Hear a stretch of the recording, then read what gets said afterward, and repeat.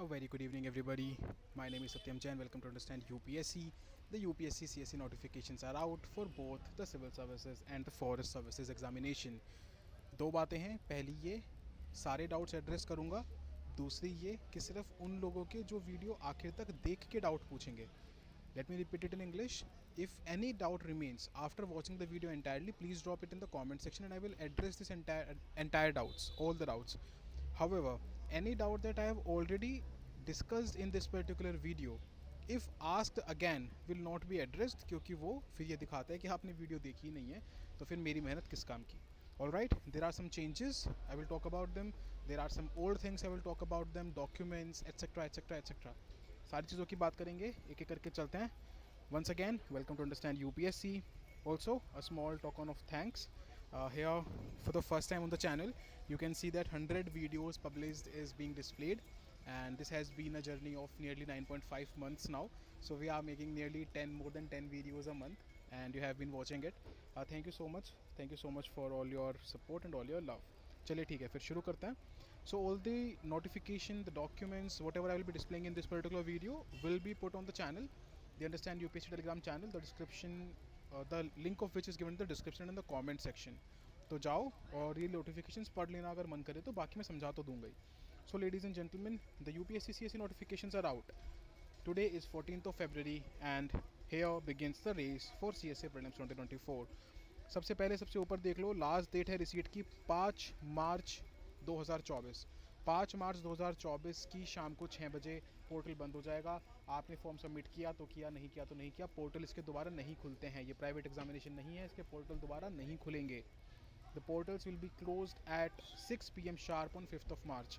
So try करिए कि Feb and तक अपना फॉर्म भर दीजिए. वैसे तो अगर चीज़ें रेडी हो जाएं तो एज अर्ली एज पॉसिबल इस वीडियो को पूरा देखने के बाद भरना स्टार्ट कर सकते हैं. अगर चीज़ें बिल्कुल रेडी हैं तो चीज़ें रेडी करके ही फॉर्म भरिएगा. ठीक है, 10 दिन भी लग जाएंगे, कोई दिक्कत नहीं है, बट गलत फॉर्म नहीं भरिएगा. That is very important. Alright, जहाँ भी इंपॉर्टेंट चीज़ें मैंने हाईलाइट कर रखी है. So at the upsconline.nic.in, upsconline.nic.in, the forms are available. You have to go there and you have to do an OTR. OTR is a one-time registration. You have to register one time with your basic data, with your basic information. ये UPSC के सब examinations के लिए common कर दिया गया है. आपको एक बार OTR करना है, आपने OTR किया और फिर आप हमेशा के लिए सॉर्ट हो गए. फिर आप कभी भी कोई भी फॉर्म भरेंगे, आपका डेटा फेच कर लिया जाएगा. ठीक है, एक डेटाबेस की तरह है. आप OTR ज़िंदगी में एक ही बार भरेंगे यूपीएससी का. अगर आपने पहले इससे यूपीएससी का फॉर्म डाला था लास्ट ईयर भी तो आपका OTR ऑलरेडी फिल्ड है. ठीक है, in some particular cases you will see that though you have filled the OTR last year but it will still show that the OTR is not filled. In all those cases or in such similar cases, what you have to do is nothing. You have to just clear the cache memory or try to open your particular page in the incognito mode on your Mozilla Firefox or your Google Chrome or Safari or whatever. ठीक है, समझ में आ गई बात. एक बार OTR करना है, उसके बाद अपना फॉर्म भरना है. फॉर्म कैसे भरना है, क्या चीज़ें, वो भी हम दिखाएंगे. सो OTR में एक बार आपके मॉडिफिकेशंस भी अलाउ होते हैं. ठीक है, और इस बार यूपीएससी ने एप्लीकेशन फॉर्म में भी OTR के अलावा एप्लीकेशन फॉर्म जब आप भर देंगे, अगर बाई चांस मान लीजिए उसमें आपसे कोई एरर हो जाता है, if you by mistake do an error in the form, in the application form, UPSC will give you a 5-day window after the closing of the form, a 7-day window between 6th of March and 12th of March, a 7-day window to rectify that error, जिसमें आप जाके एक बार वो rectification कर सकते हैं. But मैं कह रहा हूँ उसके चक्कर में क्यों ही पढ़ना है, एक बार ही क्या बोलते हैं, एक बार छपिए, इतिहास में छपिए, एक बार भरिए, ध्यान से भरिए, सटीक भरिए, सही भरिए, बेफालतू की टेंशन से बाहर निकलिए. अंडरस्टूड, समझ में आ गई ये बात. आगे बढ़ते हैं. Now what is required is a photo ID card. Photo ID card कौन कौन से हो सकते हैं, Aadhaar, voter ID, PAN, passport, driving licence, ये ही मेजरली लगते हैं. आपके पास कोई और हो तो भी चल जाएगा, but majorly you should try कि आपके पास इनमें से हो. तो जनरल लोगों के पास आधार होता है, नहीं तो वोटर कार्ड होता है, पैन कार्ड होता है, इनमें से कोई भरना चाहिए, बाकी कुछ नहीं देखना चाहिए. Now as I have said 5th March till 6 PM, no admit card will be sent by post. UPSC ने इसी नोटिफिकेशन में बताया है कि एडमिट कार्ड किस दिन रिलीज़ होगा. ध्यान से नोटिफिकेशन, जो लोग नहीं पढ़ेंगे उनको नहीं पता चलेगा. मैंने पढ़ी है, मुझे पता है, मैं आपको बता दूंगा. ठीक है, दूसरों को बता सकते हैं आप ये बात. खैर आगे बढ़ते हैं. They will be penalty marking, तो उसमें पैटर्न में कोई चेंज नहीं है. प्रीलिम्स का पैटर्न, CSET का पैटर्न, मेंस का पैटर्न, इंटरव्यू का पैटर्न, नेगेटिव मार्किंग का पैटर्न, जो भी है मार्क्स का पैटर्न, उस सब में कोई भी चेंज नहीं है, वो एज इट इज़ रहेगा. देन रिप्रेजेंटेशन के लिए ये तो खैर इंपॉर्टेंट नहीं है अभी. प्रीलिम्स के बाद अगर किसी क्वेश्चन में आपको दिक्कत होती है तो आप यूपीएससी को बोल सकते हैं, इस क्वेश्चन में इशू लग रहा है, चेक कर लो एक बार, but that is not important for now. Alright, mobile phone आपको नहीं लेके जाना है एग्जामिनेशन हॉल में. आई होप ये बात आपको पता है. Now comes the very very very important thing and a new change that UPSC has come up with. तो इस बार क्या हुआ था, इंटरव्यू देते टाइम ये देखा गया कि बच्चों की फ़ोटोज़ जो है वो बहुत पुरानी है. ऐसे 15-15 साल की उम्र की फ़ोटोज़ लगाई हुई हैं और अभी वो 22-22 23-23 साल के हो गए हैं. तो ऐसे people are putting up photos which are 5 years 6 years half a decade old. And UPSC was fed up of this particular thing. So UPSC is come up with a new thing here, which is that इस application form के शुरू होने के दिन, the day this application form begins, that is 14th of Feb, 10 days prior to that, that is starting 5th of Feb, 5th of Feb से लेके अगर आपने फ़ोटो खिंचाई है, if you have click the photograph starting 5th of Feb till you fill the form, that will be a valid photograph. अब ये पता कैसे चलेगा, how would the commission come to know that you have clicked the photograph after 5th of February? तो इसके लिए क्या होगा कि when you will be clicking a photograph you will ask the person, अगर घर पे खींच रहे हैं तो आपको ऐसे सामने एक स्लेट लेके, एक पेज लेके उस पर लिख के खड़ा होना पड़ेगा कि ये डेट है, ये मेरा नाम है. ठीक है, date and name, name and date clearly mention on the photograph. तो क्या होगा कि 3/4, ये देख लीजिए, जो 75% फोटोग्राफ पे आपका फेस आना चाहिए. प्लीज़ ध्यान से सुनिएगा, ध्यान से सुन लीजिए, मैं बता देता हूँ. ये मान लीजिए, ये ऐसे करके आपने एक फ़ोटो खिंचाई, ठीक है, लेट अस जस्ट अज्यूम ये एक फ़ोटो आपने खिंचाई, इसका 75% मान लीजिए इतना है. तो इतने में आएगा आपका फेस, ये ऊपर वाले हिस्से में, और यहाँ पे नीचे इतने हिस्से में, ऐसे या फिर पूरे हिस्से में, यहाँ पे आएगा आपका नाम और जिस डेट को आप फ़ोटो खिंचा रहे हैं, जिस डेट को आप फ़ोटो खिंचा रहे हैं. आप ये काम अपने घर पे भी कर सकते हैं, स्टूडियो में जाके करा सकते हैं, कैफ़े में जाके करा सकते हैं, ये आपकी मर्ज़ी है. लेकिन अब ये बात पक्की है कि आपको फ़ोटो तो दोबारा खिंचानी ही पड़ेगी. तो जाइए, सबसे पहला काम यही करिए, फ़ोटोज़ खिंचा लीजिए. Now please understand, carry substantial photos, एक साथ ऐसे 8-10 फ़ोटोज़, 10-12 फ़ोटोज़ खिंचा लीजिए, because these photos will be used not just in the preliminary paper but in the mains, in the DAF 1, in the DAF 2, in the interview stage, even in the medical stage these photos will be required. तो एक ही बार 10-12 photo खिंचा के रखिए, उनको safe रखिए. समझ में आ गया फ़ोटो का प्रोसेस? ऊपर 3/4 के हिस्से में आपका फेस, नीचे जहाँ से आपकी नेक शुरू होती है वहाँ पे आप लेके खड़े हो सकते हैं एक स्लेट या एक पेज जिस पे आपका नाम और आपका जो डेट है कि इस डेट को मैं फ़ोटो खिंचवा रहा हूँ वो वहाँ पे प्रदर्शित कर दिया जाएगा. ठीक है, it will be displayed on your photo. I hope this particular thing is clear. I hope this is absolutely clear. ठीक है, पढ़ लेते हैं इसको. यही लिखा है, देखिए इन्होंने 10 दिन पहले, ठीक है, मतलब 5 फरवरी के बाद की फ़ोटो होनी चाहिए. नेम ऑफ कैंडिडेट आना चाहिए, date on which the photograph was taken आना चाहिए, clearly mention on the photograph, clearly mention on the photograph. The face should occupy 3/4 of the space. Now the last point which is very very absolutely important, the appearance. जो आप photograph में appearance दिखा रहे हैं अपनी, आपकी वैसी ही appearance रहनी चाहिए in prelims, in mains, in interview. Please take this thing seriously.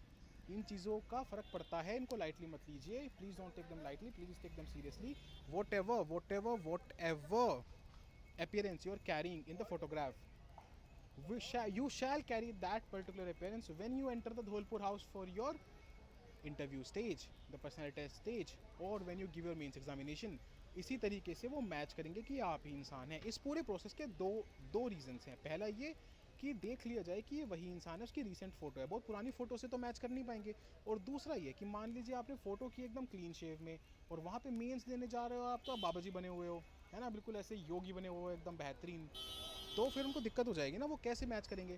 That is why they are saying beard है, बियर्ड में फ़ोटो खिंचा रहे हैं तो बियर्ड में प्री मेंस इंटरव्यू देना है. ठीक है, मूछ रख के फ़ोटो खिंचा रहे हैं, in a moustache you are clicking the photograph, you are uploading the photograph, you should have the moustache on in the prelims, mains and interview stage. ठीक है. Now spectacles, if you are wearing a spectacle, है ना, आप चश्मा लगाते हैं, अगर आप इंटरव्यू देने चश्मा लगा के जाएंगे तो आपकी फ़ोटो भी आप चश्मे के साथ ही खिंचाएंगे. समझिए प्लीज़ इस चीज़ को. If you are going to the Dholpur house to give an interview wearing a spectacle, if you sit in the front of the interview panel in the board, By wearing a spectacle, you should get your picture clicked with a spectacle on. Similarly अगर आप spectacle लगा के नहीं जाना चाहते हैं तो आप उसको उतार सकते हैं. ये मेजरली इंटरव्यू स्टेज के लिए है. मेंस में तो मान लीजिए आपने एंट्री गेट पे चेक करा दिया, अंदर जाके आप स्पेक्टेकल लगा सकते हैं, कोई इतनी बड़ी दिक्कत नहीं है. But this is mainly for the interview stage. I hope this particular thing is absolutely clear now. इसके रिगार्डिंग आई होप कोई डाउट नहीं है. आप जाइए, फोटो खिंचाइए, एक बार सोच लीजिए कि आपको कैसा लुक चाहिए. मेरी मानिए तो जैसे for girls it is quite simple. You can have a decent formal look, decent formal photograph. ऐसा कोई ज़रूरी नहीं है कि आपको सूट पहनना है, साड़ी पहनना है. डिसेंट फॉर्मल फोटोग्राफ क्लिक कराइए, ठीक है. फॉर बॉयज़ अपनी बियर्ड को त्यागिए, है ना. मेरा तो ये सजेशन है. At max you can keep a moustache, and even if you want to remove that you can remove that. Be a clean shaven person for now. दोबारा ग्रो कर लीजिएगा, लेकिन प्रीलिम्स में दोबारा हटानी पड़ेगी. सो अगले 1 साल इन सबको त्यागो, है ना. इन सब चीज़ों को त्यागो, इस फैशन सेंस से थोड़ा सा बाहर आओ, क्लीन शेवन रहो, क्लीन शेव होकर फोटो खिंचाओ, क्लीन शेव होकर फोटो को अपलोड करो और उसी अपीयरेंस को कैरी करो in the prelims, mains and interview stage. Alright, भगवान करे सब देने को मिले आपको, भगवान करे रैंक आए सुंदर सुंदर अच्छे अच्छे बन के. So I hope this particular thing is absolutely clear. That is what it is written here. ये बियर्ड के केस में भी है, मस्टैश के केस में भी है और चश्मे के केस में भी है. तीनों केस में अप्लाई होता है. आई hope this particular thing is absolutely clear. इसका ध्यान रखिएगा 3/4 ऑफ द स्पेस का. तो बोल दीजिएगा फोटोग्राफ वाले भैया को, भैया चेहरा ज़्यादा दिखना चाहिए, है ना. 75 का 80 भी हो जाएगा तो चलेगा, 50 नहीं रह जाना चाहिए. ऐसा नहीं कि बस आधे उस पर फोटो पे चेहरा आ रहा है, बाकी पे आप ऐसे प्लेट लेके खड़े हो, है ना, कैदी की तरह. वो नहीं करना है. आई hope this is absolutely clear. चलिए लेट्स मूव है. दिक्कत मत मानो, जाके देखो एक साइबर कैफे में, उनको सब पता होता है. वो हर एग्जाम के लिए ऐसे करते हैं. यूपीएससी नहीं कराता था, अब यूपीएससी भी कराने लगा. It is as simple as that. Alright, again the UPSC has repeated that the exam will be conducted on 26th of May 2024. Ladies and gentlemen, that's your deadline for the UPSC CSE examination, the UPSC CSE prelims and the forest prelims examination. These are the 21 posts for which the examination will be conducted. A lot of people were confused कि IRMS की seats आएंगी कि नहीं आएंगी. IRMS की seats हैं देवियों सज्जनों. That is why the number of vacancies are 1056, which is quite a high number. पिछले 5-6 सालों में one of the highest number है ये, सेकंड हाईएस्ट. इससे ज़्यादा वैकेंसी सिर्फ 2023 में आई थी, वो भी सिर्फ 50 वैकेंसी ज़्यादा. नाउ वैकेंसी का क्या फ़र्क पड़ता है ये बात समझो. The more the number of vacancies, the more you stand a chance of clearing the prelim stage. ठीक है. मेंस और इंटरव्यू में इसका इतना फ़र्क नहीं पड़ता है, क्योंकि अल्टीमेटली मेंस में the competition is 13:4 and 13:3 and interview में भी 3:1. तो वहाँ पे तो कॉम्पिटिशन का इतना फ़र्क नहीं पड़ता है.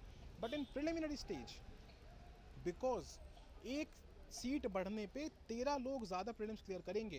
That is why this becomes absolutely important. The commission has said that 12 to 13 times the number of vacancies will the candidates be called for the mains examination. So ladies and gentlemen, please gear up. 1056 into 12 into 13 ही कर लीजिए. 13 ही बुलाता है हर साल वो लगभग. तो मेरे channel पे बताया भी है कि this will amount to what number of seats. So nearly 13,700 मैं मान के चल रहा हूँ based on previous data, previous analysis. 13,700 लोग मेंस लिखेंगे इस बार. Are you going to be one of them? Drop me a comment and tell me, are you going to be one of those 13,700? अभी के लिए इतना बता दो. मेंस इंटरव्यू मैं संभाल लूँगा. अभी के लिए इतना बताओ. डन. समझ में आ गई बात. इसमें से 40 वैकेंसीज किस किस की हैं, क्या क्या हैं, वो आप सबके लिए इंपॉर्टेंट नहीं है. आप बस इतना ध्यान रखो and that's then move ahead of it. फिर ये persons with benchmark disability can have a look. Sorry for the background noise. They can have a look कि भाई क्या क्या इशूज़ हैं, क्या क्या नहीं हैं. All the disabilities are given here, all the special abilities for that matter. And this is a list of the center of preliminary examination. The preliminary examination on 26th of May is going to be conducted on 80 centers in India. 80 centres पे होगा. अपने centre का नाम देख लो and ध्यान से भरना. Whichever centre you are filling, please fill closer to your home, या फिर जहाँ भी आप रहते हैं अपने घर के पास भरिए. ध्यान से भरिए, है ना. ऐसा नहीं है कि 2-3 दिन के अंदर अंदर आपका सेंटर फिल हो जाएगा, ऐसा बिल्कुल नहीं है. I filled my form very very late. I filled my forms very very late and still I got my desired centres. तो मैंने वो किया, मेरे को सेंटर्स मिले हैं. तो ऐसा नहीं है कि आपका सेंटर फिल हो जाएगा. तो इतनी चिंता नहीं करनी है कि नहीं आज ही भर दूँ कहीं सेंटर फिल ना हो जाए. नहीं, इट्स ओके. कहीं नहीं जा रहा आपका सेंटर, है ना. UPSC is very accommodative in these things. कहीं नहीं जा रहा है सेंटर आपका, टेंशन मत लो. ठीक है. These 80 centres, please have a look at this list and then fill your centre carefully. ज़्यादा ट्रैवल नहीं करना पड़े आपको. Then this are the 24 centres at which the mains examination will be held. इस ये क्यों जानना ज़रूरी है आपको? Please listen 2 things. There is a myth that has been going on in the market. Let me bust it out wide open today. There is a myth going on in the market कि किसी particular centre पे mains लिखने से marks ज़्यादा मिलते हैं. ऐसा कुछ भी नहीं है. This is a stupid myth going on. My students have written mains examination from Madhya Pradesh. My students have written mains examination from Chandigarh, and all of them have scored absolutely amazingly well in their mains examination. तो ये सब फालतू की बातें, इनके चक्कर में नहीं पड़ना है. लोग पूछते हैं कि shall we shift to Delhi for giving mains, क्या मैं दिल्ली भरूँ मेंस का सेंटर? भाई ये सब के चक्कर में नहीं पड़ना है. दिल्ली रहना है, दिल्ली आना है तो भर दो, नहीं है तो अपने घर के पास वाला भरो. ठीक है. इस बार के मेरे स्टूडेंट्स हैं तेलंगाना से पेपर दे रहे हैं, हैदराबाद मेंस का सेंटर था, सब इंटरव्यू दे रहे हैं. कोई चक्कर नहीं है ये, है ना. इन सब के चक्करों में नहीं पड़ो. ठीक है. Don't fall for all these traps कि वहाँ से कम नंबर आते हैं, वहाँ से ज़्यादा नंबर आते हैं. स्टूपिडिटी है ये सब. आप मेहनत करते हो तो नंबर आते हैं, नहीं करते हो तो नंबर नहीं आते हैं. सीधी सी बात है. तो घर के पास का सेंटर भरना है. ये सब फालतू जो चला दिए ना मार्केट में, यहाँ से भरो वहाँ से भरो, कुछ नहीं. घर के पास का centre. I am busting this myth wide open today. Okay, so please have a careful look at both these things, the 80 center for prelims and 24 center for mains, because both of them will have to fill while filling the application form. mains का centre भी आपसे अभी भरवाया जाएगा, तो ध्यान से. ठीक है. फिर इंटरव्यू का तो एक ही सेंटर होता है, वो ये रहा. ठीक है. चलिए खैर आगे बढ़ते हैं. So please understand, though it is return first apply first allot, जितनी जल्दी आप अप्लाई करते हैं उतनी जल्दी आपको अलॉट हो जाता है, और एक सेंटर पे सीलिंग लिमिट है, उसके बियॉन्ड आपको वो सेंटर नहीं मिलेगा. This is what the UPSC is conveying to, that you will not get a centre beyond a particular limit, a particular ceiling limit. However I am still telling you from a lot of experience of me and my students that इतनी जल्दी centres नहीं भरते हैं. ऐसा नहीं है कि आप 2-3 दिन फॉर्म नहीं भरोगे सेंटर भर जाएगा. नहीं. आराम से अपने डॉक्यूमेंट्स, अपनी चीज़ें, अपने फोटोग्राफ वगैरह इकट्ठे कर लो, उसके बाद भर लो. कल भर लो, परसों भर लो, नहीं जा रहा आपका सेंटर कहीं, टेंशन मत लो. और एक सेंटर इधर उधर हो भी जाएगा कोई एक्सट्रीम केस में, कोई दिक्कत नहीं हो गई है. मेंस का तो मिल ही जाता है, तो मेंस की चिंता नहीं करनी है. मेंस के सेंटर वेंटर फिल नहीं होते. ठीक है. वो आराम से मिल जाते हैं, तो उसकी टेंशन नहीं लो. आराम से मेंस का सेंटर भरा जाएगा, इतनी कोई चिंता की बात नहीं है. चलो खैर, लेट्स मूव अहेड. तो ये तो वही बात है कि अभी आप प्रीलिम्स के लिए फॉर्म भरोगे, फिर आप मेंस के लिए जब भरोगे तो डैफ 1 भरोगे, और जब इंटरव्यू के लिए भरोगे तो डैफ 2 भरोगे. ये सब तो मैं आपको भरवाई दूंगा. क्लियर करके आओ प्रीलिम्स एग्जामिनेशन. डैफ 1 कैसे भरना है, उसमें क्या क्या चीज़ें भरनी है, डैफ 2 कैसे भरना है जब मेंस क्लियर कर लोगे, उस सब के लिए तो सत्यम बैठा ही है यहाँ पे. ठीक है. तो वो चिंता की बात है ही नहीं. We will have a look at that. तो अब इसकी चिंता आपको नहीं करनी है. देन पीपल वर आस्किंग कि यहाँ पे विदाउट ओबीसी एनेक्चर का क्या मतलब होता है, ओबीसी एनेक्चर का क्या मतलब होता है. अभी आप क्यों चिंता कर रहे हो सब चीज़ की? अभी आपको सर्टिफिकेट जो रिक्वायर्ड है वही चाहिए बस. You don't need to focus upon annexure और note. I tell you, I show your document what is the meaning of annexure, but you don't need that for now. है ना. जिस चीज़ की ज़रूरत नहीं है उस पर क्यों दिमाग लगाना है. अभी सिर्फ अपना सर्टिफिकेट सही बनाओ और अपना काम चालू करो, अपनी पढ़ाई चालू करो. अभी तो आपको अपना सर्टिफिकेट भी अपलोड नहीं करना है. Even the certificate will be uploaded during the mains. देखो यहाँ पे पढ़ो, स्कैंड, है ना, डैफ 1 भरोगे एंड साथ में स्कैन डॉक्यूमेंट्स और certificates in support of date of birth. मतलब डेट ऑफ बर्थ क्या सर्टिफिकेट होता है? 10th की मार्कशीट, 10th का pass certificate. Category certificate SC ST OBC EWS PWD ex serviceman. ये सब कब भरना है, ये कब देना है? ये scan document certificate during the mains का फॉर्म जो 200 रुपये का आएगा. अभी नहीं देना है. इस फॉर्म में नहीं मांगेंगे आपसे कि अपना सर्टिफिकेट अपलोड करो, लेकिन आपका सर्टिफिकेट बना हुआ ज़रूर होना चाहिए. वो क्या सीन है वो बताऊंगा, अभी समझाऊंगा. ठीक है. वो पूरा बताएंगे, डिटेल में डिस्कस करेंगे. अभी ये बात समझ लो. फिर डैफ 2 में आपको एनेक्चर अपलोड करना पड़ता है. ठीक है. वो क्या है वो हम समझा देंगे आपको तभी. ओके. क्लियर. ये बात समझ में आ गई सबको? अब this thing is absolutely clear. Let's move ahead out of it. इसमें कोई डाउट नहीं रहना चाहिए यहाँ तक. फिर ये तो बेसिक से एलिजिबिलिटी है. Then a lot of people were confuse regarding age, कि सर मेरी एज है कि नहीं है, क्या सीन है. यूपीएससी ने बिल्कुल क्लियरली लिखा है. देखो एकदम पढ़ लो. 21 और 32 के बीच में आप होने चाहिए जब आप काउंट करोगे अपनी एज एज ऑन 1 अगस्त 2024. 1 अगस्त 2024 को आप 21 और 32 साल के बीच में होने चाहिए. 32 साल से एक दिन ऊपर नहीं, 21 साल से एक दिन कम नहीं. So, UPSC has clearly mentioned that the candidate must have been born not earlier than 2 August 1992.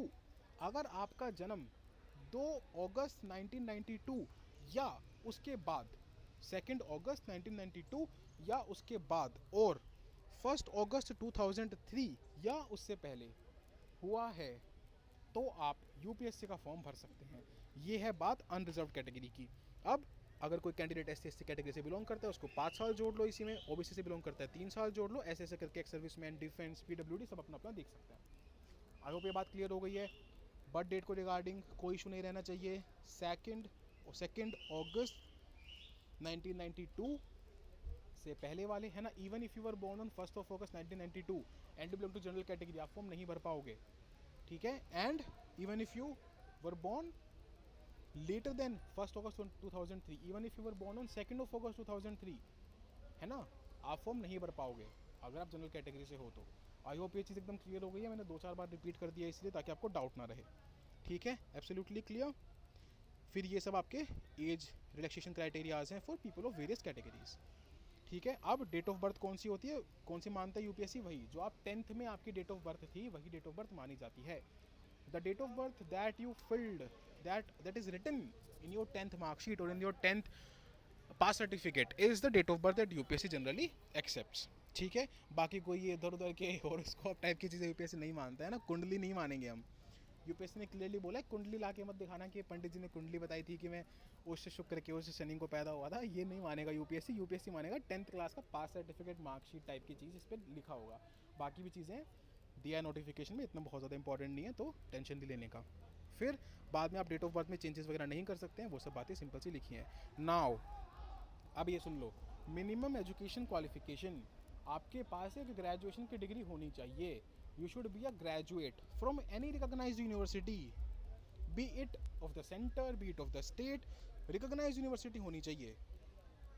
ठीक है, रिकॉग्नाइज्ड यूनिवर्सिटी होनी चाहिए, प्राइवेट यूनिवर्सिटी हो, इवन इग्नू हो, है ना, ओपन यूनिवर्सिटी हो, रिकॉग्नाइज होनी चाहिए। जब तक वो यूनिवर्सिटी रिकॉग्नाइज्ड है, वो मान्य है।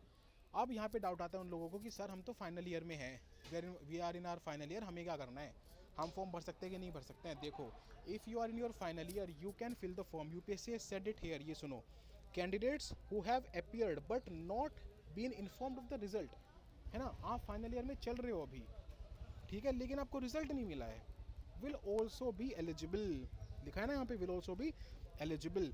आपको बस ध्यान ये रखना है कि सितंबर में, सॉरी जुलाई में, जब आपको अपना डैफ भरने का बारी आएगी, जून एंड जुलाई बिगिनिंग में, जब आपको आपका डैफ भरना पड़ेगा, डैफ 1 भरना पड़ेगा, वहाँ पे आपको एक प्रूफ देना पड़ेगा of passing the requisite qualifying examination along with the application. डैफ 1 का जो फॉर्म आएगा, मेंस का जो 200 रुपये का फॉर्म आएगा, जब वो भरोगे उस टाइम तक आपके पास कोई भी एक सर्टिफिकेट होना चाहिए जो ये कह दे कि आपने अपना ग्रेजुएशन पास कर लिया है। ये इंपॉर्टेंट है। अब वो आपकी मार्कशीट हो सकती है, वो आपकी डिग्री हो सकती है, वो आपका प्रोविजनल सर्टिफिकेट भी हो सकता है फॉर द टाइम बीइंग। बाद में इंटरव्यू के टाइम पर ओरिजिनल लगा लीजिएगा। बात समझ में आ रही है? ये फाइनल ईयर वाले फॉर्म भर सकते हैं, हर साल भरते हैं। जस्ट द पॉइंट दैट जब आपको मेंस का फॉर्म भरना होगा तब आपके पास कोई सर्टिफिकेट होना चाहिए जो ये बता दे कि आपने अपनी डिग्री कंप्लीट कर ली है।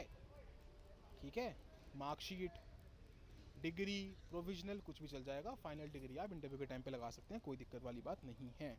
आई पे चीज़ क्लियर हो गई है बिल्कुल? ठीक है, चलिए देन लेट्स मूव अहेड। ये अटेम्प्ट की बात है, सिंपल वही पैटर्न है, कुछ चेंज नहीं हुआ है। बहुत सारा हुआ था मार्केट में, 2 हो जाएंगे अटेम्प्ट, 4 हो जाएंगे, 10 हो जाएंगे, 15 हो जाएंगे, कुछ नहीं है। 6 अटेम्प्ट हैं for general category, then OBC 9, SC ST unlimited, PWD अपना अपना हिसाब से आप लोग देख सकते हैं। ठीक है, now there was a major doubt that people were asking, अगर मैंने फॉर्म भर दिया लेकिन मैं प्रीलिम्स देने नहीं गया तो क्या मेरा अटेम्प्ट काउंट होगा? देखिए बात सुनिए ध्यान से, आप फॉर्म भरो, आप एग्ज़ाम सेंटर जाओ और उसके बाद जाके छोले कुलचे खा के घर वापस आ जाओ तो भी आपका एग्ज़ाम, आपका अटेम्प्ट काउंट नहीं होगा। जब तक आप एग्ज़ाम सेंटर के अंदर घुस के साइन नहीं कर देते हैं कि हाँ मैं बैठ गया हूँ भाई प्रीलिम्स का एग्ज़ाम देने, पेपर 1 देने, GS देने, तब तक आपका अटेम्प्ट काउंट नहीं होता है। फॉर्म भर दो, अगर डाउट में हो फॉर्म भर दो, 100 रुपये तो जाएंगे, है ना, फॉर्म भर दो। भले ही बाद में आपको लगे कि प्रिपरेशन नहीं, आप ड्रॉप लेना चाहते हो, कोई बात नहीं, अभी के लिए फॉर्म भर दो। आपका फॉर्म भरना और प्रिलिमिनरी एग्ज़ाम को अटेम्प्ट ना करना, आपका अटेम्प्ट नहीं काउंट किया जाएगा। ठीक है, हाँ, अगर आपने GS 1 दे दिया और फिर आप कह रहे हो सर अब मैं CSAT नहीं दूंगा, कोई फ़र्क नहीं पड़ता, यूपीएससी का आपका अटेम्प्ट काउंट हो गया। जैसे ही आप जाके बैठ गए सेंटर पे अंदर, आपका अटेम्प्ट काउंट हो गया। ठीक है, क्लियर? बात समझ में आ गई है? फॉर्म भरने पे अटेम्प्ट काउंट नहीं होता है, एग्ज़ाम अटेम्प्ट करने पे अटेम्प्ट काउंट होता है। आई होप ये चीज़ बिल्कुल क्लियर है। ठीक है, बाकी ये तो कुछ चीज़ें हैं। IAS IFS अगर आपको ऑलरेडी मिल गया तो आप दोबारा पेपर नहीं दे सकते हैं, IPS मिल गया तो दे सकते हैं, लेकिन IPS के लिए नहीं दे सकते हैं। मेडिकल फिजिकल स्टैंडर्ड्स ये सब की ज़रूरत पड़ेगी जब आप इंटरव्यू की तैयारी करेंगे। इंटरव्यू आप देने जाएंगे, उसके नेक्स्ट दिन आपका मेडिकल फिजिकल होगा, उसके लिए हम आपको प्रिपेयर कर ही देंगे, कोई दिक्कत वाली बात है ही नहीं। फीस वही है, 100 रुपये for general category students and EWS students and OBC students, and female SC ST और PWD कैंडिडेट्स के लिए this form is free of cost. ठीक है, आई होप ये चीज़ क्लियर है। प्लीज़ अपनी पेमेंट ध्यान से करिएगा, अपना नेटवर्क चेक करके करिएगा, अपने बैंक अकाउंट बैलेंस चेक करके करिएगा, नहीं तो अगर आपके पेमेंट रिजेक्ट होती है दोबारा करिए, तीसरी बार करिए, पेमेंट ध्यान से करिएगा। क्योंकि अगर आपका पेमेंट सक्सेसफुल नहीं होता, अगर आपका स्टेटस एक्सेप्टेड नहीं है, अगर आपका स्टेटस क्लियर नहीं है तो फॉर्म आपका एक्सेप्ट नहीं किया जाता है, माना नहीं जाता है। बाद में एक लिस्ट आती है फिक्टिशियस पेमेंट्स के नाम से, उसमें आपका रोल नंबर आ जाएगा, है ना, दिक्कत हो जाएगी, गड़बड़ हो जाएगी। तो ध्यान से फॉर्म भरना है, ध्यान से पेमेंट करनी है। खुद करिए, कैफ़े वाले से कराइए, कुछ भी करिए, कोई दिक्कत नहीं है, मैं तो हमेशा खुद ही करता हूँ। कुछ भी करिए लेकिन ध्यान से करिएगा, है ना, ऐसे नहीं कि बीच में नेट बंद कर रहे हैं, कुछ कर रहे हैं, ये सब नहीं। ध्यान से, 100 रुपये की बात है, ध्यान से पेमेंट करनी है, ठीक है। मेंस के लिए 200 रुपये का फॉर्म आएगा, ये भी भर ही देंगे, भगवान करे आपको 200 रुपये खर्च करने को मिले, है ना। चाहते हो, बताओ भाई एक बार, चाहते हो अगर 200 रुपये खर्च करना तो डालो कमेंट्स में कि हाँ मेरे को ये 200 रुपये खर्च करने चाहिए, मेरे से खर्च कराओ ये 200 रुपये। बाकी ये सब मैं क्लियर कर ही चुका हूँ, ये फ्रंट पेज पे लिखा था upsconline.nic.in, then OTR platform and all, ये सब हम डिस्कस कर ही चुके हैं। अच्छा, जो लोग ऑलरेडी किसी भी गवर्नमेंट सर्विस में हैं, people who are in any kind of government service for that matter, they will have to tell their department, उन्हें अपने डिपार्टमेंट को बताना पड़ेगा कि भाई देखो हम यूपीएससी का एग्ज़ाम देने जा रहे हैं, इसका फॉर्म भरने जा रहे हैं, तो आप हमें परमिशन दे दो, उसके बाद ही आप यूपीएससी का एग्जामिनेशन दे सकते हो। इसको बोलते हैं शायद इंटीमेट करना, ऐसा कुछ बोलते हैं इसको, इंटीमेट तो नहीं बोलते होंगे, इनडिटीमेट ऐसा कुछ तो बोलते हैं यार, I am not exactly sure क्या वर्ड है वो, लेकिन इन्फॉर्म करना बेसिकली। तो आपको आपके डिपार्टमेंट को, आपके एंटरप्राइज को इन्फॉर्म करना पड़ेगा। सिर्फ गवर्नमेंट सर्विस वालों के लिए है ये, चाहे आप टेम्पररी हो परमानेंट हो कोई फर्क नहीं पड़ता। अगर आप गवर्नमेंट सर्विस में हो तो जाओ अपने डिपार्टमेंट को आज ही बता दो, क्योंकि उसकी परमिशन डिपार्टमेंट की उससे पहले आनी चाहिए, ठीक है, ये फॉर्म बंद होने से पहले। समझ में आ गई बात, तो पहले से ही बता के रखना है। फिर दूसरी बात वही है, जो भी चॉइस ऑफ सेंटर आप भरोगे ध्यान से भरना, बाद में वो चेंज वगैरह के ऑप्शंस नहीं आएंगे। तो अभी ध्यान से बैठ के सोच लो, आपको प्री कहाँ से देना है, मेंस कहाँ से देना है, दिल्ली रहते हो तो घर जाके देना है, घर रहते हो तो दिल्ली आके देना है, क्या करना है, ध्यान से सोच लो। मैंने पहले ही बोल दिया है, अनबायस्ड है ये चीज़, इससे कोई फर्क नहीं पड़ता। तो जहाँ आपकी सूटेबिलिटी ज़्यादा हो, जहाँ आपको शांति ज़्यादा मिले, वहाँ से दो पेपर। क्लियर हो गई बात, चलो आगे बढ़ते हैं। फिर ये तो वही सिंपल सी बात है, आपको अभी ये ध्यान से सुन लो, बहुत बहुत इंपॉर्टेंट है ये चीज़। अभी फॉर्म भरते टाइम आपसे क्या क्या भरवाया जाएगा, details of centres of civil service preliminary examination, detail of centre of civil service mains examination, अगर आप आईएफएस के लिए ऑप्ट कर रहे हैं तो उसका एग्जामिनेशन, ऑप्शनल सब्जेक्ट भी अभी भरवाते हैं। ये नहीं कि अभी ऑप्शनल सर हमने तो पढ़ा नहीं है, पेपर दे देते हैं, प्रीलिम्स क्लियर हो जाएगा उसके बाद ऑप्शनल सोचेंगे, नहीं, ऑप्शनल सब्जेक्ट अभी भरना पड़ता है। You will have to fill your optional subject right now while filling this form, ladies and gentleman. Also the medium of examination for civil service mains, वो भी अभी भरा जाएगा। सिविल सर्विस मेंस आप किस लैंग्वेज में लिखोगे, हिंदी में लिखोगे कि इंग्लिश में लिखोगे कि कोई और लैंग्वेज में लिखोगे, वो अभी आपको बताना है, तो सोच समझ के भरिए। देन ऑप्शनल सब्जेक्ट का मीडियम आप अलग से चूज कर सकते हैं, जीएस पेपर्स आप अलग लैंग्वेज में लिख सकते हैं, ऑप्शनल अलग लैंग्वेज में लिख सकते हैं, अगर आप चाहते हैं तो। नहीं चाहते हैं तो सेम में लिखो, बहुत अच्छी बात है, लेकिन वो सब आपको अभी ही बताना पड़ेगा। क्लियर। फिर सिमिलरली कंपलसरी इंडियन लैंग्वेज का एक पेपर होता है, पेपर 1 जिसको बोलते हैं, उसको वो भी आपको अभी बताना पड़ेगा कि सर हम ये वाली लैंग्वेज में पेपर लिखना चाहते हैं, हमारा कंपलसरी लैंग्वेज ये है, उसमें गुजराती, मराठी, हिंदी, है ना, ये सब चीज़ें होती हैं, तमिल, तेलुगु एंड ऑल, ये सब लैंग्वेजेस होती हैं, ठीक है। वो पेपर सबसे पहला पेपर होता है आपका, फिर दूसरा पेपर आपका इंग्लिश का होता है, ऐसे करके आपका मेंस में पेपर होता है, तो वो सब आपको अभी बताना पड़ेगा, ठीक है। तो ये सब सोच समझ के भरना है, बाद में रोना नहीं है कि सर अब वैसे हिंदी नहीं पढ़ी जा रही, गुजराती पढ़ लूँ क्या, गुजराती नहीं पढ़ी जा रही, हिंदी पढ़ लूँ क्या, डोंट डू दिस, सोच के भरो अभी की अभी, है ना, मैच्योर हो, फॉर्म भर रहे हो, ध्यान से भरना है, ठीक है। इसके बाद देख लेते हैं कुछ इंपॉर्टेंट है क्या, ये मैंने बता ही दिया, 5 तारीख 6 बजे तक फॉर्म है ये खुला हुआ आपका। देखिए मैं कह रहा था ना आपसे, यूपीएससी ने ऑलरेडी बता रखा है कि एडमिट कार्ड कब रिलीज होगा, the e admit card will be released और issued on the last working day of the preceding week of the date of examination, ठीक है। डेट ऑफ एग्जामिनेशन 26, उससे पिछले वीक का, है ना, 26 वाला जो वीक था उसे हटा दो, उससे पिछले वीक का जो लास्ट वर्किंग डे होगा उसको आपका एडमिट कार्ड आपको आपके हाथ में दे दिया जाएगा, यूपीएससी के पोर्टल पे आप डाउनलोड कर सकते हैं। यूपीएससी ने अभी बता दिया आपको कि आपका एडमिट कार्ड कब रिलीज होगा, ठीक है। तो बाद में नहीं पूछना है, एडमिट कार्ड पे वीडियो बना दो। ऑलराइट, क्लियर, आई होप ये चीज़ समझ में आ गई है। देन अब ये ध्यान से सुन लो, वो लोग जिनको रिजर्वेशन अवेल करना है किसी भी तरीके का, ठीक है। पहली बात तो ये, जो ओबीसी रिजर्वेशन अवेल करना चाहते हैं, ध्यान से पढ़ लो सेकंड वाला point, OBC candidates applying for CSC 2024 must produce an OBC non creamy layer certificate. अगर आप क्रीमी लेयर में आते हैं तो बात अलग खत्म हो गई, अगर आप नॉन क्रीमी लेयर में आते हैं तो OBC non creamy layer certificate based on the income for the financial year 2020-21, 2021-22, 2022-23, इन 3 सालों की। देखो अभी क्या फाइनेंशियल ईयर चल रहा है, समझो अभी चल रहा है 2023-24, ठीक है, ये जो चल रहा है फरवरी, ये जो मार्च में ख़त्म होगा, ये है 2023-24 का फाइनेंशियल ईयर। ठीक है, बात समझ में आ गई। अब ये ख़त्म होगा तो इसकी इनकम तो अभी हमें पता ही नहीं है पूरी कितनी होगी, तो इसकी इनकम तो काउंट होती ही नहीं है। इसके पहले के जो 3 साल हैं उनकी इनकम, उन तीनों की इनकम के बेसिस पर आपको अपना ओबीसी सर्टिफिकेट इशू कराना है। आपके OBC certificate, OBC non creamy layer, मतलब वही जो भी लिमिट होती है ना, 6 लाख वगैरह की जो भी लिमिट है, मुझे एग्जैक्टली याद नहीं है 6 था कि 8 था, एक बार देख लेना, वो तो आपको पता ही होगा। उसके लिमिट के अंडर आप आने चाहिए based on the income of these financial years. ठीक है, ये बात समझ लो। एंड इशूड ऑन और आफ्टर 1 अप्रैल 2023।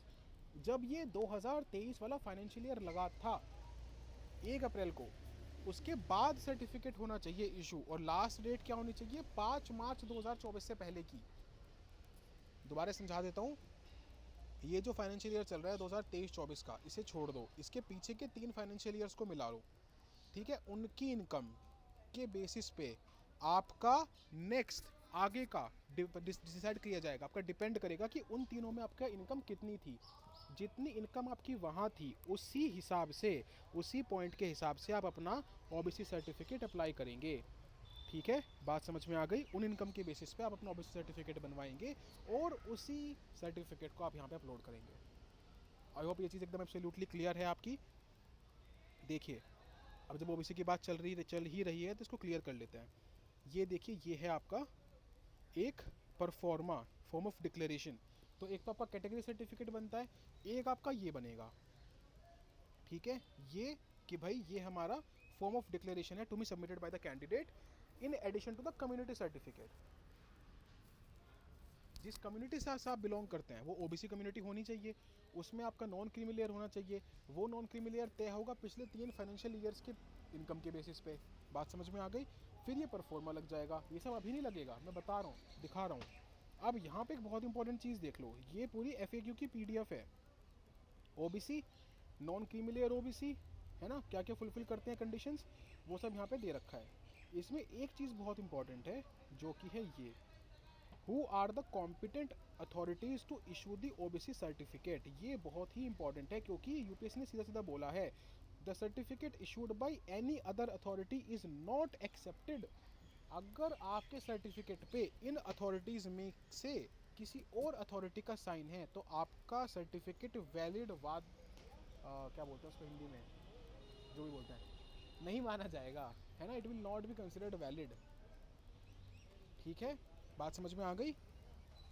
DM, ADM, collector, DC, ADC, सब ये जो भी लिखे हैं, है ना, सीपीएम। अच्छा, ये बहुत इंपॉर्टेंट पॉइंट है, revenue officer not below the rank of tehsildar. कई जगह क्या होता है, ध्यान से सुन लो, please listen to this very carefully. In a lot of certificates the signature is of the naib tehsildar. भाई फॉर्म कैंसिल हो जाएगा, मैं बोल रहा हूँ अभी के अभी। अपने फॉर्म पे देखो खोल के अपने सर्टिफिकेट पे कि कहीं नायब तहसीलदार के साइन तो नहीं है। अगर नायब तहसीलदार के साइन है, फॉर्म एक्सेप्ट नहीं होगा।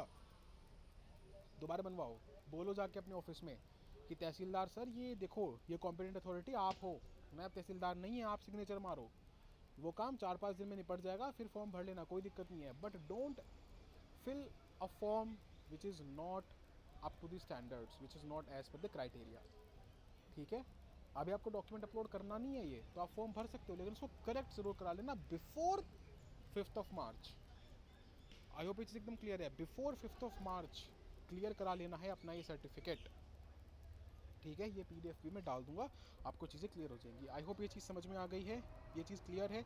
इन 3 साल का मतलब और कुछ नहीं होता, यही होता है कि पिछले 3 साल में आपकी इनकम कितनी थी वो देखी जाएगी, कि पिछले 3 साल में आप कभी भी वो लेवल को ब्रीच तो नहीं कर रहे थे जो आपका अपर लिमिट का लेवल है। ठीक है, सेम बात EWS के लिए है। EWS candidate should meet the criteria issued by the central government. वही जो एक डिटेल्ड क्राइटेरिया होता है, इतनी एकड़ लैंड, इतने एकड़ प्लॉट, इतने एकड़ रेजिडेंशियल प्लॉट, वही वाला पूरा का पूरा क्राइटेरिया आप फुलफिल करनी चाहिए। आपके लिए भी देखो क्या है, the income and asset certificate based on income for financial year 2022-23। अभी क्या चल रहा है 23-24, इसको काट दो, इसके पीछे जाओ 22-23।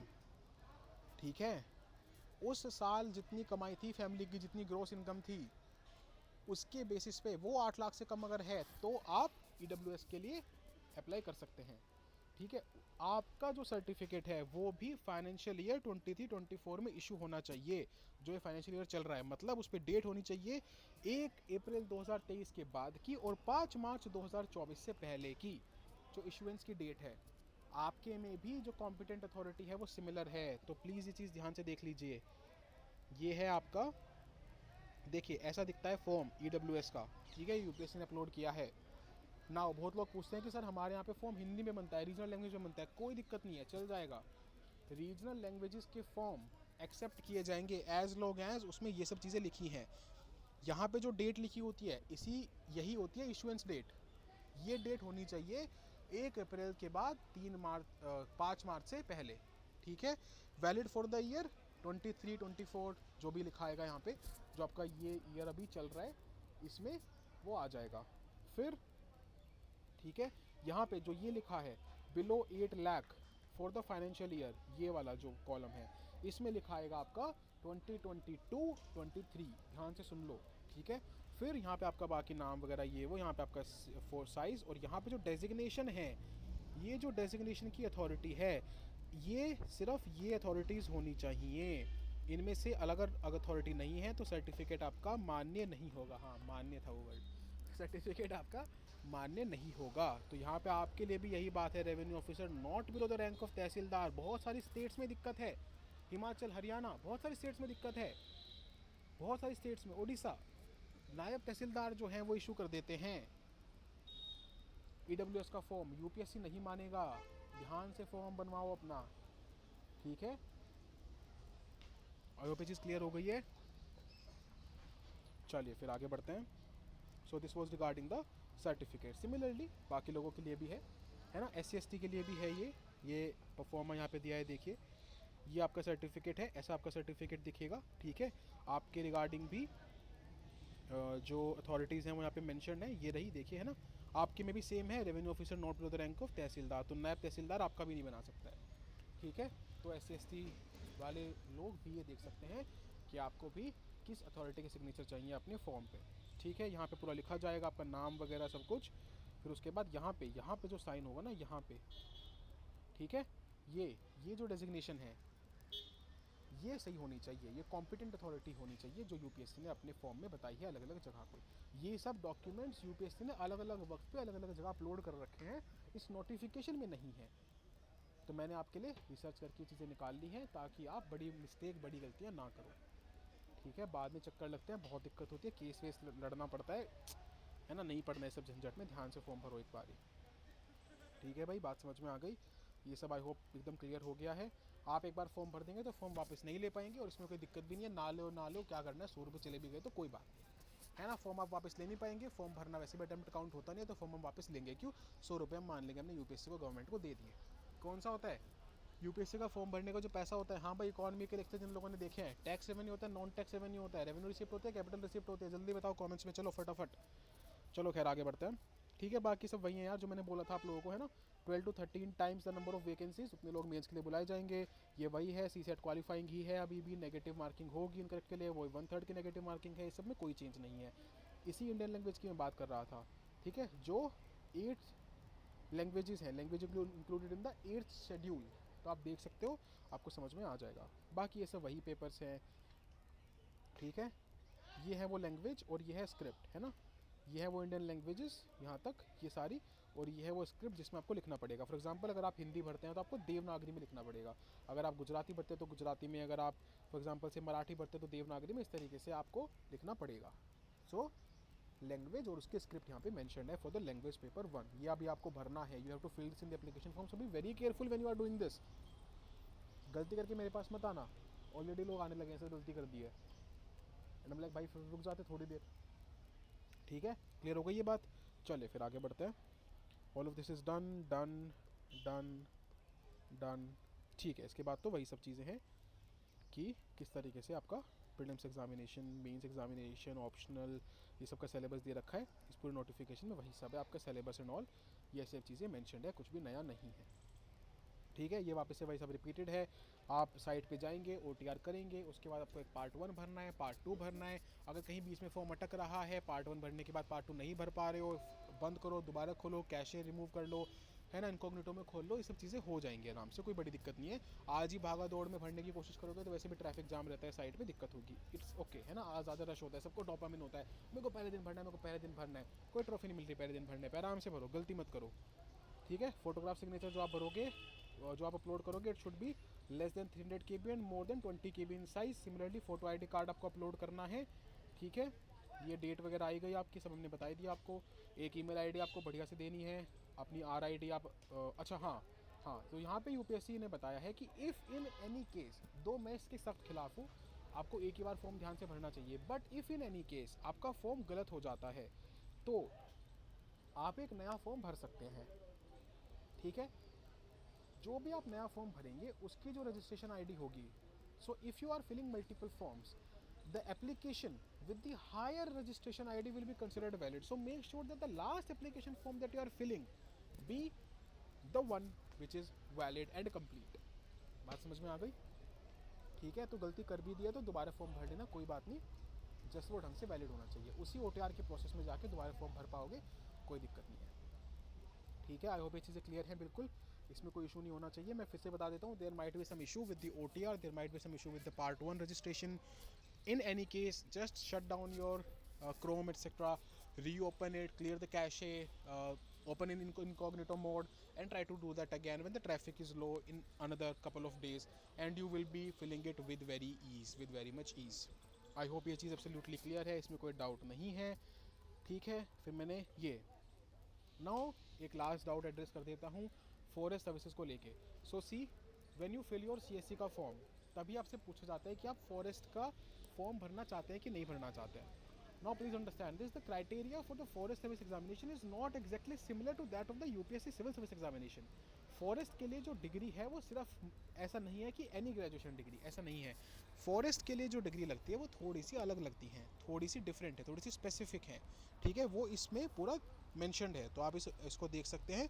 अगर आपके पास उनमें से कोई एक डिग्री है जो फॉरेस्ट के लिए मेंशनड है ना, जो फॉरेस्ट के लिए मेंशनड है, अगर आपके पास उनमें से कोई डिग्री है तो आप फॉरेस्ट का फॉर्म भर सकते हैं। Now if you click on only CSC, if you click on only CSC, then your forest attempt will not be counted. If you click on only forest, your civil service attempt will not be counted. समझ लो बात ध्यान से, इन दोनों के साथ में देना ज़रूरी नहीं है। अगर आप सिर्फ सिविल सर्विसेज पे क्लिक करते हैं तो आपका फॉरेस्ट का अटेम्प्ट बच जाएगा, है ना। फॉरेस्ट के भी 6 मिलते हैं, अनरिजर्व्ड कैटेगरी में बोल रहा हूँ, फॉरेस्ट के भी 6 मिलते हैं, सिविल सर्विस के भी 6 मिलते हैं। मान लो आप 2024 में दे रहे हो, आपको पता है कि आपकी प्रीलिम्स की तैयारी ठीक है, बट इतनी नहीं है कि फॉरेस्ट भी क्लियर हो जाए, तो फॉरेस्ट मत भरो, बचा लो फॉरेस्ट का अटेम्प्ट। खुदा ना खास्ता कल देने का मन करे तो दे तो पाओगे, तो ऐसे करके आप अपने फॉरेस्ट के अटेम्प्ट को बचा सकते हो। बात समझ में आई। लेकिन चाहो तो दोनों के लिए अप्लाई कर सकते हो, तो उसके लिए आपको you should have your bachelors degree with at least one of the subjects, namely animal husbandry, veterinary science, botany, chemistry, zoology, mathematics, physics, statistics, zoology और bachelor's degree in agriculture, forestry and engineering of the universities, ठीक है। ये अगर इनमें से किसी में भी आपकी ग्रेजुएशन डिग्री है तो आप फॉरेस्ट के लिए एलिजिबल होते हैं, तो वो आपके पॉपअप बॉक्स में दिखाएगा कि आप फॉरेस्ट भरना चाहते हैं कि नहीं भरना चाहते हैं। अगर ये डिग्री ही नहीं है आपके पास तो आपको फॉरेस्ट भरने ही नहीं देगा, है ना, फिर तो आप भूल ही जाओ, फिर तो बात ही नहीं आपके लिए, ठीक है। अगर आप एलिजिबल हैं as per degree to fill the forest form, you will get an option from the side of the commission that you can fill either for either or both, ठीक है। या तो either civil service only, forest only, या both. अभी आपको decide करना है कि आप क्या करना चाहते हैं। समझ में आ गई बात। अगर आप प्रीलिम्स को लेकर अच्छे कॉन्फिडेंट हैं तो आप दोनों का भर लीजिए, नहीं तो फॉरेस्ट का अटेम्प्ट बचा सकते हैं। मेरा ये एडवाइस है, बस सिर्फ एक एडवाइस है ये, ठीक है। बात समझ में आ गई। मैं दोबारा रिपीट कर देता हूँ, सिर्फ फॉरेस्ट का फॉर्म भर के प्रीलिम्स देने जाओगे तो सिविल सर्विस का अटेम्प्ट नहीं काउंट होगा। फॉरेस्ट की कट ऑफ क्लियर करोगे, फॉरेस्ट का मेंस दोगे, ठीक है। फिर सिविल सर्विस का मेंस भी देने को नहीं मिलेगा, लेकिन ये बात भी याद रखना अगर सिविल सर्विस के लिए ऑप्ट ही नहीं कर रहे हो तो, ठीक है। आई होप ये चीज़ बिल्कुल क्लियर है, इसमें कोई डाउट नहीं रहना चाहिए। बिल्कुल सिंपल प्लेन इंग्लिश में मैंने समझा दिया है। 150 वैकेंसीज आई हैं फॉरेस्ट की भी, वही सब सेंटर्स हैं जो हमने पहले देखे थे, ठीक है। सारे सेंटर्स पे दोनों एग्ज़ाम सेम से होते हैं ये, फिर मेंस के सेंटर अलग से आएंगे, वो तो शायद बहुत, क्योंकि कम सीट्स होती है तो मेंस तो मेजरली आसपास करके निपटा देते हैं फॉरेस्ट का। आई hope this thing is absolutely clear. अब आपको कुछ डाउट है इस पूरी वीडियो में, जो यहाँ तक लास्ट में आ गया है, अगर उसको कोई डाउट है, if somebody who has scrolled through this entire video, who has listened to this entire video carefully, if now you have any particular doubt, then you can reach out to me in the comment section, and if I have not addressed that particular doubt in this particular video, I shall address your doubt differently in the comment box. Alright, it's time, ladies and gentlemen, it's time to press the accelerator and go for the final call. A major video coming up soon. मेरा गला अब ठीक हो गया है. Thank you for all the wishes. Thank you for all the support in these 100 videos, in these 9.5 months. Thank you so much. This is your own Satyam Jain signing off for now. Till we meet next time. Best of luck for filling the form. Let this prelims be last prelims. Let this form be the last form. Let this attempt be the last attempt. May God bless each one of you. भगवान का नाम लेके, माता पिता का नाम लेके, जिसमें भी आप विश्वास करते हैं उसका नाम लेके फॉर्म भरिएगा. सब बिल्कुल अच्छा होगा. जय हिंद, वंदे मातरम. Take care. शब्बा खैर.